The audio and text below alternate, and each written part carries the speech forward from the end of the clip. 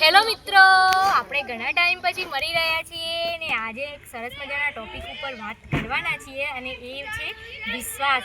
લોકો વિશ્વાસ તોડીને ઘણા એવું કહેતા હોય છે કે બેન અમારો વિશ્વાસ તૂટી ગયો, કોઈના અંગાથી અમે બહુ ભરોસો કર્યો તો ને આમ થયું. તો આજે આપણે બહેનો જોડે માહિતી લઈશું કે વિશ્વાસમાં કેવું રહે છે. બેન વિશ્વાસ રખાય નહીં, બરાબર ચાલી રહ્યો છે ને સમય બેન, આ સમય એવો છે ને કર્યો એટલે એ આપણે જોવા જઈએ ને તો અત્યારે ખાસ કોઈના પર વિશ્વાસ ના રાખે બેન. કોઈની ગાડીમાં જોઈએ નહીં, શાળામાં આવવું હોય, કોઈની ગાડીમાં બેહવું હોય ને ના બેસવું, તો એ ના 10 વખત વિચાર કરો કરવો અને પડે બેહા અત્યારે. પછી જીમ થાય કે હારી નગર તો ના બેઠા હોત ને તો તો સારું. સારું. અત્યારે તો સાચી આપણે બાજુવાળું હું એના મનમાં ચાલતું હોય ને એ આપણને ખબર ના હોય. ઘણા બધાનો આ સમય કળિયુગ જેવું આવી ગયો છે ને એટલે આમ બધો જેમ પહેલા જે મજા આવતી ને જેના ઉપર આપણે વિશ્વાસ મૂકીને કોક કરતા એવું અત્યારે નહીં.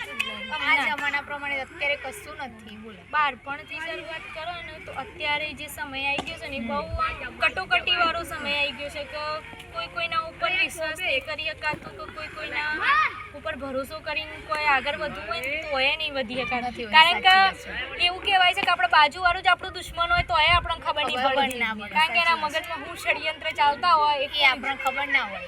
બેન પહેલા તમે નેનો હતો એટલે તમારે આવું બધું હતું ના ભાઈ, આવું ક્યાંથી હોય? પહેલા તમે ઉનાળામાં બહુ મજા કરી છે બેન. બહુ જ મજા કરી. મારે ઉનાળ જેવું તો ગામ ક્યાંય જોવા ના મળે. બોલો, વાહ, તો બેન મારે સાથે તો ઉનાળ તો જતું. બેન આ સાતલમાં આવીને હું મજા આવશે?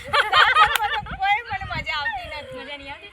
આય ઉઠ્યા એવું ગાયો બેસો ને ખેતર ને બસ નહીં એ જ. અને સીધું પાછું દેશોતરમાં સીધું શાળામાં. શાળામાં. અને ઉનાળથી તો જલસા બાગી બેન જલસા જ હતી. આ રૂદડીમાં જોશો તો કેવું રહેશે? રૂદડીમાં તો નવું જ લાગે છે અત્યારે.